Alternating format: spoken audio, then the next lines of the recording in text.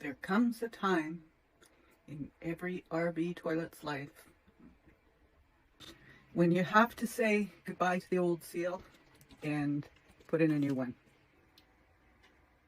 You'll know when it's time to change your RV toilet seal when it no longer holds water. So RV toilets work differently from a regular toilet, obviously. There is no tank on the back of them.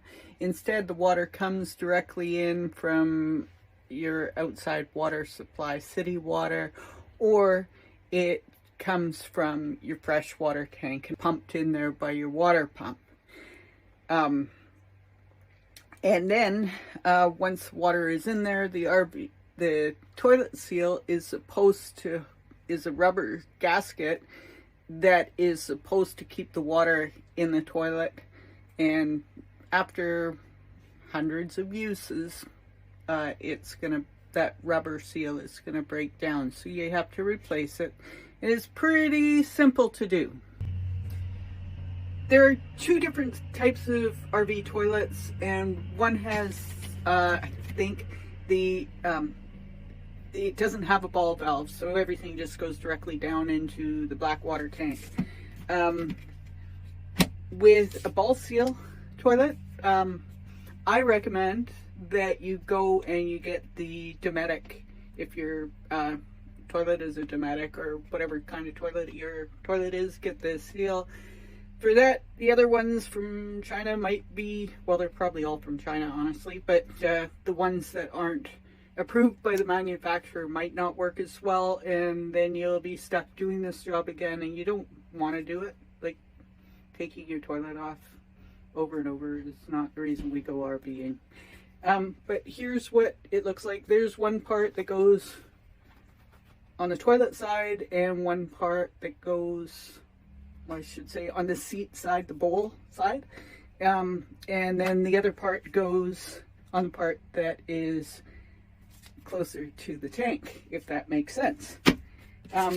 Comes with these nifty directions, and they're backwards, but you can see what I mean. So it tells you, really spells it out, so I shouldn't be able to make a mistake here, how to replace that seal. And it's even got a nice little diagram to tell me which part goes where. So anyway, I'll walk you through the process. The first thing you want to do is empty your black tank, because you don't want that stinky smell coming up and making you want to vomit. Next thing you're going to want to do is get yourself some rubber gloves. For this job, I'm going to use my multi-bit screwdriver. I don't know which bit I need yet. I'll find out when I get there. Part of the adventure, right? And I always have along a little set of vice grips. Probably not the best tool, but we do. So you want to make sure your water supply is turned off before you do anything. So I turned my water supply off, the pump is off, so now I have no water. So what the next thing we're going to do is take this housing off right here in front of the toilet. And you want to take this part off your toilet. That covers up the pedestal. And then see this metal band I'm pointing to? That's got to come off too. So I'm going to loosen that. Once you've loosened the metal band, you'll find these gross little plastic things that hold the bowl in place, and these ones are disgusting. I'm going to be washing them. So now is a good time to give your toilet a really good deep cleaning, because it's really gross. Even if you've been cleaning your toilet all the time, you get this disgusting mungy build up around the ball, and you're never going to get a good seal if you have that. So, very interesting doing this kind of thing.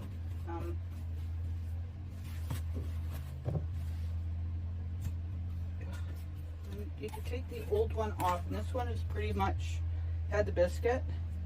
So, I'm going to throw that out and Again, give everything a scrub. I expected it. Be very careful with this bowl. It's made out of porcelain, and it's going to break just like anything else. So be gentle and don't let it fall.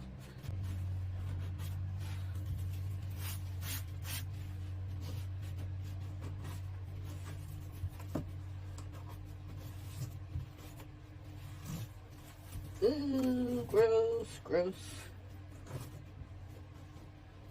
But it's not as gross as I thought it would be. Still pretty gross, but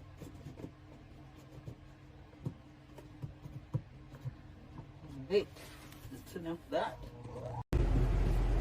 So I'm gonna install the seals now. The kit came with 2 seals. This thin one has a notch in it here, and it says this side up on it. So we want to install it next to the ball valve thing, and what we're going to do is install it so this notch lines up with this nut here, and this side up is going to be facing upwards. Okay, now it's time to put the thick seal in.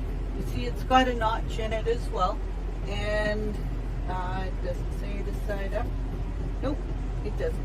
So it doesn't matter which way it goes up. Just make sure that you line up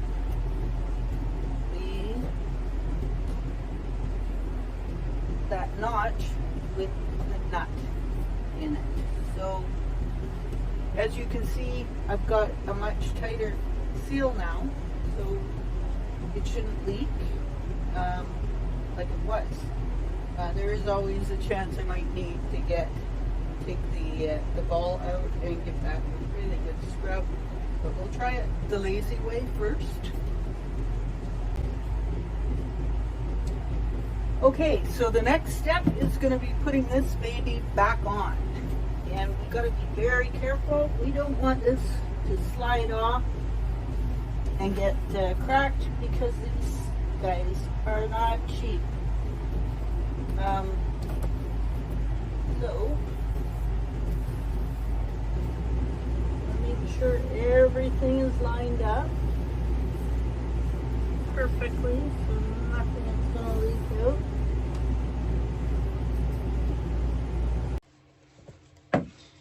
So I cleaned up these rings with just some regular household cleaner and hot water. The temptation is to use bleach, but don't do that because these are made out of plastic and bleach will weaken plastic. Now I can reinstall these white cover pieces, whatever they're called, I don't know. But they have to go on, and each of them has a little thing on the end, so we want to put them together so that those go like they're supposed to.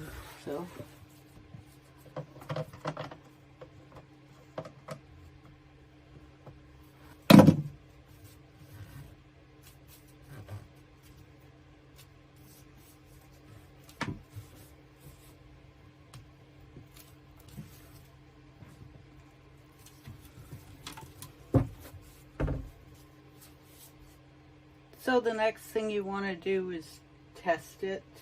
Once you've got it all put together, I haven't put the cover on it because I want to make sure everything is going to work. Well, it appears to be holding water, so I did it right. So that's how you replace your toilet seals in a ball valve toilet.